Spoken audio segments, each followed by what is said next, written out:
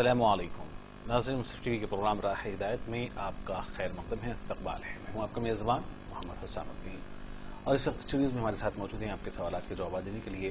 مفتی محمد شوکت ثنا قاسمی صاحب۔ ناظرین، جیسا کہ آپ جانتے ہیں کہ پروگرام راہ ہدایت دینی، مذہبی، شرعی، فقہی سوالات اور جوابات پر مبنی پروگرام ہے، جس میں آپ ہم سے اپنی ٹیلی ویژن اسکرین پر جو ٹیلی فون نمبرات دکھائے جا رہے ہیں اس پر براہ راست ہم سے رابطہ کر سکتے ہیں۔ انشاءاللہ یہاں پر قرآن و حدیث کی روشنی میں مفتی محمد شوکت ثنا قاسمی صاحب آپ کے سوالات کے جوابات دیں گے۔ ہمیشہ کی طرح میں آپ سے کہتا چلوں کہ جس وقت آپ ہم سے ٹیلی فون پر گفتگو کر رہے ہوں اس وقت اپنے ٹیلی ویژن کی آواز کو ذرا دھیمی رکھیں اور ساتھ ہی سوالات کو پہلے سے تیار رکھیں۔ نام بتائیں اور اپنے مقام کا نام بتائیں جہاں سے آپ ہمیں کال کر رہے ہوں۔ پروگرام ایک مرتبہ میں پھر مفتی محمد شوکت ثنا قاسمی صاحب کا استقبال کرتا ہوں راہ ہدایت میں۔ مفتی صاحب، جیسا کہ عام طور پر ہم مذہبی عنوانات سے عام طور پر پروگرام کا آغاز کرتے ہیں، گفتگو کرتے ہیں، لیکن آج ہم گفتگو کریں گے آفات سماوی کے متعلق، کیونکہ اس وقت آندھرا پردیش اور اڑیسہ کے ساحلوں سے جو طوفان ہدہد کے نام سے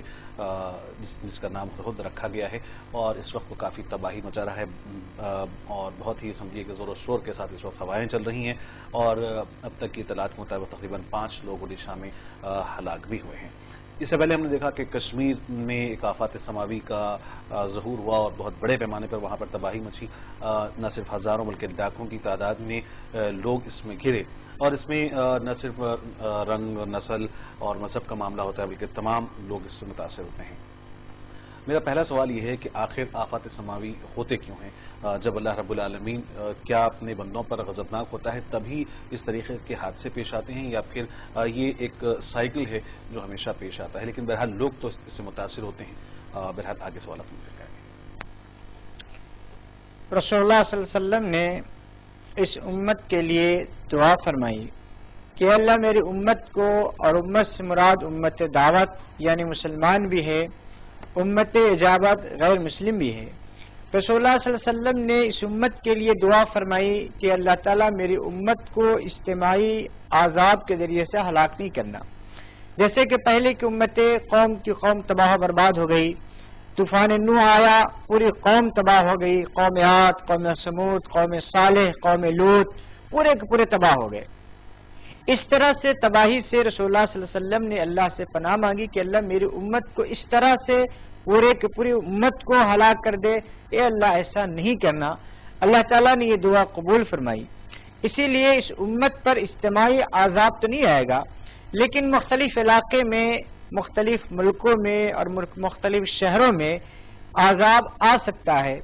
اور عام طور سے جو عذاب آتا ہے کسی شہر پر یا کسی ملک پر یا کسی علاقے پر، اس کے 2-3 وجوہات ہوا کرتے ہیں۔ حدیث میں پہلی وجہ یہ ہے کہ جب کسی قوم کے اندر سودی لین دین کا رواج بہت زیادہ ہو جائے، اسی طریقے سے سودی لین دین کے ساتھ دوسرا مسئلہ جو ہے وہ ہے زکوٰۃ کی عدم ادائیگی، کہ جب زکوٰۃ کسی قوم کے لوگ ادا کرنا چھوڑ دے اور ان میں سودی رواج بڑھ جائے، اور تیسرا یہ کہ سماجی اور معاشرتی برائیوں میں اضافہ ہو جائے، یعنی زنا عام ہو جائے، اسباب زنا عام ہو جائے۔ یہ 3 وجوہات جس شہر میں، جس علاقے میں کثرت سے پائے جاتے ہیں، اللہ تبارک و تعالیٰ کا عذاب اجتماعی طور پہ یعنی کسی خاص شہر اور کسی خاص علاقے کے لیے آتا ہے۔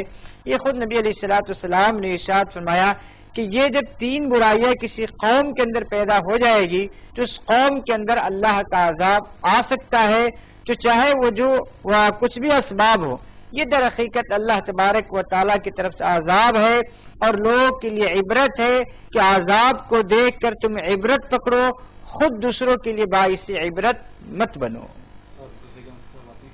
در حقیقت عذاب ہی ہے اور اس سے عبرت لینے کی ہمیں ضرورت ہے۔ اس سلسلے میں مزید سوالات ہم کرتے رہیں گے، اور ناظرین سے بھی خواہش کرتے ہیں کہ اس ضمن میں سوالات وہ اپنے کر سکتے ہیں، لیکن وقت تو چلا ہے کہ مختصر سے وقفے کا جائے گا، نہیں لوٹتے ہیں کچھ ہی دیر بعد اور جاری رہے گا پروگرام راہ ہدایت۔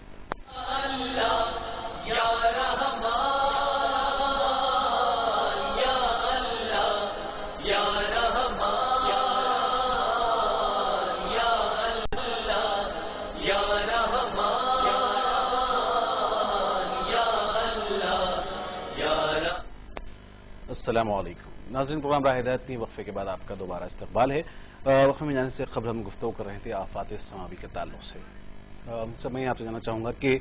آفات سماوی سے بچنے کے لیے یا پھر سمجھیے کہ ایسے حالات میں جب بارش زیادہ ہوتی ہو یا طوفان کے امکانات ہوں ہمیں کیا کرنا چاہیے؟ جب اللہ تعالیٰ کا عذاب چاہے وہ بارش کی شکل میں ہو یا ہواؤں کی شکل میں ہو یا برف باری کی شکل میں ہو یا کسی بھی شکل میں ہو، ایسی صورت میں ہماری یہ ذمہ داری بنتی ہے کہ اس وقت ہم اللہ تبارک و تعالیٰ کی طرف رجوع کرے، گڑگڑائے، اپنی گناہوں سے مغفرت طلب کرے، اللہ تعالیٰ سے وعدہ کرے، اپنے گناہوں سے معافی مانگنے کے ساتھ آئندہ نہ گناہ کرنے کا ہم اللہ تعالیٰ سے وعدہ کرے اور اس وعدے پر قائم رہے، ممکن ہو سکے تو صدقہ اور خیرات کرے اور ذکر و اذکار میں اپنے وقت کو زیادہ سے زیادہ لگائیں، اس لیے کہ ذکر کی خصوصیت اللہ تعالیٰ نے یہ بتائی ہے کہ الا بذکر اللہ تطمئن القلوب، کہ جب اللہ تعالیٰ کا ذکر کیا جاتا ہے تو دلوں کو سکون ملتا ہے۔ مختلف آزمائش میں، آفات میں انسان جب گھر جائے، جب وہ اللہ تعالیٰ کا ذکر کرتا ہے تو اپنے آپ کو سکون محسوس کرتا ہے۔ تو ایسے حالات میں رونے، چیخنے، پکارنے یا وائلہ مچانے سے بہتر ہے کہ اللہ تعالیٰ کی طرف رجوع کیا جائے، اللہ تعالیٰ سے معافی طلب کی جائے اور اللہ تبارک و تعالیٰ کا ذکر کیا جائے، اللہ تعالیٰ سے دعا کی جائے۔ اس سے قبل آپ نے جو بہرحال عذاب کی شکل عذاب کی شکل بھی ہو سکتی ہے بتایا، اور اس میں یہ بات آپ نے بتائی کہ سودی لین دین کاروبار جب بڑھ جائے، زکوٰۃ کی عدم ادائیگی معاشرے میں ہو اور سماجی اور معاشرتی برائیاں اگر عام ہوتی جائیں تو یہ بھی وجوہات بنتی ہیں اس طرح کے عذاب کے آنے کی۔ سودی کاروبار یا سودی لین دین سے متعلق اگر ہم گفتگو کریں گے مفتی صاحب تو خود ہم ہمارے شہر حیدرآباد میں دیکھتے ہیں کہ ایسے ایسے واقعات ہمیں روزانہ پڑھنے کو سننے کو مل رہے ہیں کہ معمولی سی رقم کے عوض میں یا سمجھیے کہ تاخیر سے قرض ادا کرنے پر قتل کر دیے جا رہے ہیں۔ گزشتہ ایک مہینہ قبل ہم نے ایک واقعے کو دیکھا کہ جس میں ایک نوجوان کا اس کے گھر کے سامنے قتل کیا گیا۔ آج ایک واقعہ ہم نے دیکھا ہے کہ سودی کاروبار کرنے والے نے کچھ قرض دیا اور قرض کی عدم ادائیگی پر اتنی شدید اس شخص کو زدوکوب کیا گیا کہ وہ کوما میں اس وقت ہے اور دواخانے میں اس وقت شریک ہے۔ معاشرے میں جو سودی لین دین اور کاروبار بہت ہی عام ہوتا جا رہا ہے، اس کو روکنے کے لیے یا اس سے بچنے کے لیے کیا تدابیر ہو سکتی ہے؟ اصل میں سودی کاروبار اسلام کی نظر میں بالکل حرام ہے، اور اللہ تعالیٰ نے صاف طور سے کہا حل اللہ بیع وحرم ربا، کہ اللہ تعالیٰ نے خرید و فروخت کو حلال قرار دیا اور سودی معاملات کو حرام قرار دیا۔ بلکہ صرف اتنا ہی پر اللہ تعالیٰ نے اکتفا نہیں کیا، آپ پورے قرآن کریم میں دیکھ لیجئے، اللہ تعالیٰ نے مختلف گناہوں کو اور مختلف برائیوں کو اور اس کی سزا کو بیان کیا ہے۔ سود ایک ایسی بیماری ہے اور سود ایک ایسی حرام چیز ہے جس کے اوپر اللہ تعالیٰ نے باضابطہ جنگ کا اعلان کیا ہے اور صاف طور سے فرمایا کہ ایمان والو تم سودی کاروبار کو چھوڑ دو یا اللہ سے جنگ کرنے کے لیے تیار ہو جاؤ۔ قرآن کریم نے یہ نہیں کہا کہ قتل کرنا چھوڑ دو ورنہ اللہ تعالیٰ سے جنگ کے لیے تیار ہو جاؤ، زنا کرنا چھوڑ دو ورنہ اللہ تعالیٰ سے جنگ کرنے کے لیے تیار ہو جاؤ۔ سود ایک ایسی چیز ہے اور سود ایک ایسی بیماری ہے اور ایک ایسی حرام شے ہے کہ جس پر اللہ تعالیٰ نے اعلان جنگ کیا کہ اگر تم سودی کاروبار نہیں چھوڑتے ہو تو اللہ سے جنگ کرنے کے لیے تیار ہو جاؤ۔ سیدنا امام اعظم ابو حنیفہ رحمۃ اللہ علیہ فرماتے ہیں کہ مجھے قرآن کریم میں اس آیت سے زیادہ خوفناک اور خطرناک کوئی آیت مجھے نہیں ملی جس میں باضابطہ اللہ اعلان جنگ کر رہا ہے۔ اللہ جس سے جنگ کرنے کے لیے تیار ہو جائے، دنیا میں کس کی طاقت ہے، کون سی حکومت ہے، سلطنت ہے جو اللہ تبارک و تعالیٰ سے جنگ جیت جائے؟ بلکہ اللہ تبارک و تعالیٰ سے جنگ جیتنا تو کیا، بلکہ اللہ نے اگر اعلان کر دیا تو پھر اس کے لیے بہت مشکلات ہو سکتے ہیں۔ اسی لیے کہا کہ سودی کاروبار کرنے والوں کی 2 سے 3 نسلیں زیادہ نہیں چلتی، اللہ تبارک و تعالیٰ اس کو تباہ و برباد کر دیتا ہے۔ اسی لیے مسلمانوں کے لیے قطعاً جائز نہیں ہے کہ وہ سودی کاروبار کرے، سودی لین دین کرے، یہ سب حرام ہے اور یہ دنیا کے محض چند روزہ زندگی کے لیے اپنی آخرت کو تباہ و برباد نہ کیا جائے۔ اسی لیے نہ سودی کاروبار کرے، نہ سود لے، نہ سود دے، یہ دونوں کے دونوں حرام ہے، سودی کسی طرح کے کاروبار میں تعاون کرنا بھی حرام ہے۔ اسی لیے ہم مسلمانوں کو ان چیزوں سے بچنا چاہیے، اللہ تعالیٰ سے دعا کرتے رہنا چاہیے کہ اللہ تعالیٰ ہم ایسے حرام چیزوں سے ہماری اور پورے امت مسلمہ کی حفاظت فرمائے۔ بالکل صحیح کہ سودی کاروبار کو، سودی لین دین کو کرنے والوں سے اللہ رب العالمین نے جنگ کرنے کا اعلان کیا ہے۔ بہرحال بہت ہی بڑا یہ ظلم ہے سود کا لین دین۔ بہت ہی اہم ٹاپک پر گفتگو ہم کر رہے ہیں، اور بھی زکوٰۃ کی عدم ادائیگی اور پھر معاشرتی اور سماجی برائیوں پر بھی ہم گفتگو کریں گے، لیکن ناظرین وقت چلا ہے ایک مختصر وقفے کا، جائیے گا نہیں، لوٹتے ہیں کچھ ہی دیر بعد۔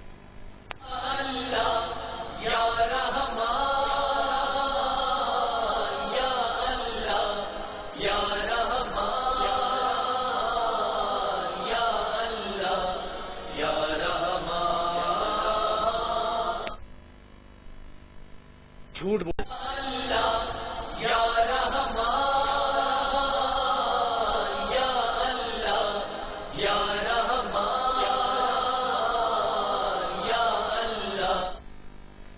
السلام علیکم ناظرین، پروگرام راہ ہدایت میں وقفے کے بعد دوبارہ آپ کا خیر مقدم ہے۔ میں ہوں آپ کا میزبان محمد حسام الدین، اور اس وقت اسٹوڈیوز میں ہمارے ساتھ موجود ہیں مفتی محمد شوکت ثنا قاسمی صاحب۔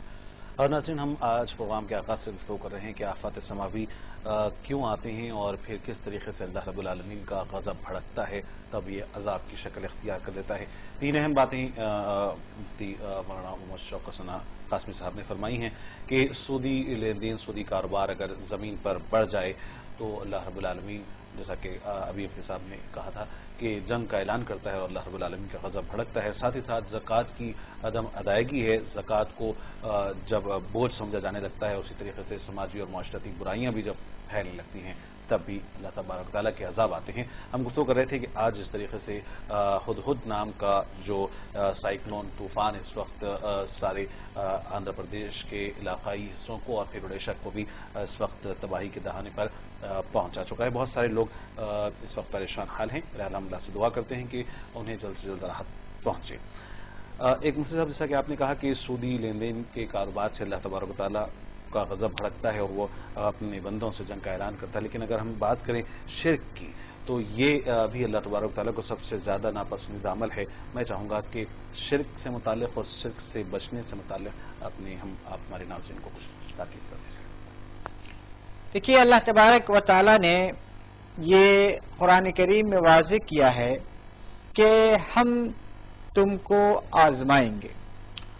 اور آزمایا جاتا ہے اپنے ہی لوگوں کو، غیروں کو نہیں آزمایا جاتا ہے۔ دیکھیے، ایک بچہ اسکول میں ہے، اگر اسکول کا پرنسپل باہر نکلتا ہے اور دیکھتا ہے کہ اسکول کے بچے اور گلی کے بچے دونوں کھیل رہے ہیں، تو اسکول کے بچے کو وہ تھپڑ لگاتا ہے، گلی کے بچے کو تھپڑ نہیں لگاتا ہے، اس لیے کہ گلی کے بچے وہ اسکول میں داخل نہیں ہوئے ہیں۔ ہم جو ہیں، ہم مسلمان جو ہیں، ہم اللہ تعالیٰ کے دین اسلام کی اسکول میں داخل ہو چکے ہیں، لہذا ہم کو دین اسلام کے تمام قوانین کی پابندی کرنی پڑے گی۔ اگر ہم دین اسلام کی قوانین کی پابندی نہیں کریں گے تو پھر ہم کو تھپڑ لگے گا، اور اللہ تبارک و تعالیٰ نے کہا ہے کہ ہم تم کو آزمائیں گے، مال کے ذریعے بھی، اولاد کے ذریعے بھی، جان کے ذریعے بھی۔ یعنی کبھی تمہاری جان کو لے کر آزمائیں گے، تمہارے اوپر مصیبت کو ڈالیں گے، کبھی مال کو کم کر کے تمہاری مصیبت کو ڈالیں گے، اور کبھی تمہاری کھیتیوں کو، تمہاری فصلوں کو تباہ و برباد کر کے تم کو آزمائیں گے۔ ظاہر سی بات ہے، ہم ایک گھڑا خریدتے ہیں تو اس کو ٹھوک بجا کر خریدتے ہیں، ایک سیب خریدتے ہیں تو اس کو ہم کئی مرتبہ الٹ پلٹ کر دیکھتے ہیں، اس کے بعد پیسے دیتے ہیں۔ اللہ تعالیٰ اتنی بڑی جنت ہمارے لیے تیار کر رکھا ہے، تو کیا وہ جنت کو اتنی آسانی کے ساتھ، بغیر ہم کو ٹھوک بجائے ہوئے، بغیر ہم کو آزمائے ہوئے، اللہ تعالیٰ اتنی وسیع عریض جنت جس میں کسی طرح کی کوئی کمی نہیں ہوگی، وہ اللہ تعالیٰ اتنی آسانی سے نہیں دے گا۔ اسی لیے اللہ تبارک و تعالیٰ کی آزمائش مسلمانوں کے ساتھ زیادہ آتی ہے۔ انبیاء علیہ السلام کو دیکھ لیے، سب سے زیادہ آزمائش انبیاء علیہ السلام کے ساتھ آتی ہے۔ اس کے بعد جو جتنا اللہ تعالیٰ کے قریب ہوتا ہے، اللہ تعالیٰ اس کو اتنا آزماتا ہے۔ اللہ تعالیٰ کی طرف سے آزمائش چونکہ اس انسان کے مقام و مرتبے میں اور اپنی محبت میں اضافے کا سبب ہوتا ہے، اسی لیے آزماتا ہے۔ شرک اور کفر یقیناً بہت سنگین چیز ہے، اللہ تعالیٰ اس کو معاف نہیں کرے گا، لیکن اس دنیا میں شرک اور کفر کرنے والوں کو زیادہ آزمائش سے دوچار نہیں کیا جائے گا جتنا کہ مسلمانوں کو کیا جائے گا۔ چونکہ ہم دین اسلام میں داخل ہو چکے ہیں، ہمیں ان تمام قوانین کی پابندی کرنی پڑے گی، اسی لیے ہم مسلمان ہیں، ہم کو دین اسلام پر عمل کرنا ہے، قرآن و سنت پر عمل کرنا ہے، دنیا والے کیا کر رہے اس کو نہیں دیکھنا ہے۔ ہم اگر کسی قانون اور ضابطے کو توڑیں گے تو اللہ تبارک و تعالیٰ کی طرف سے سزا دی جائے گی، اگرچہ کہ وہ سزا ہماری عبرت کے لیے یا محض تنبیہ کے لیے ہے، وہ مکمل سزا نہیں ہے۔ اسی لیے ہمیں ہر حال میں اللہ تعالیٰ سے عافیت کی دعا کرتے رہنا چاہیے، آزمائش سے بچنے کی، آسمان اور آسمانی وبائیں بلائیں، زمینی آسمانی وبا بلاؤ دونوں سے ہر وقت اللہ تعالیٰ سے پناہ مانگنی چاہیے، اللہ کے غضب اور اللہ کے ناراضگی والے کام سے اپنے آپ کو بچانا چاہیے۔ بالکل صحیح کہا صاحب کہ قانون کو اگر توڑیں گے تو دنیا کا بھی اصول ہے کہ قانون کو اگر ہم توڑیں گے تو ظاہر ہے اس کے نتائج بھی پھر ہم کو بھگتنے پڑیں گے۔ اسی طریقے سے اگر اللہ رب العالمین کی فرامین کو اگر ہم فراموش کر دیں گے تو ظاہر ہے کہ اس کا غضب بھی بھڑکے گا اور پھر اس طریقے کے آفات سماوی سے اور بلاؤں سے ہم کو جوجھنا پڑے گا۔ بہرحال اپنے رب کو منانے کی ضرورت ہے۔ اس سے پہلے بھی ہم نے دیکھا کہ کشمیر کے حالات وہاں پہ کس طریقے کی پریشانی آئی، اور پھر اب جو حادث حالات سے بہت سارے اس وقت ہمارے ہندوستان کے باشندے گزر رہے ہیں۔ ایسے میں ضرورت اس بات کی ہے کہ ہم اللہ رب العالمین کے جانب رجوع ہوں اور دعا کریں کہ اس حالات سے وہ ہمیں بہرحال جلد سے جلد باہر نکالے۔ ناظرین، آج کے بھی پروگرام میں ہیں اپنے ناظرین کے زیادہ کالز کو شامل نہیں کر سکتے، لیکن ایک مختصر سی صحیح کم وقت میں ہی صحیح لیکن مفتی صاحب نے بہت ہی جامع ہدایات اور باتیں رکھی ہیں، اور میں یہی آپ تمام حضرات سے خواہش کروں گا کہ کہنے اور سننے سے زیادہ اس پر ہم عمل کی کوشش کریں۔ پروگرام راہ ہدایت کو آج یہیں پر ختم کرنے کی آپ کے میزبان مفتی حسام الدین کو اجازت دیجیے اور دیکھتے رہیے منصف ٹی وی۔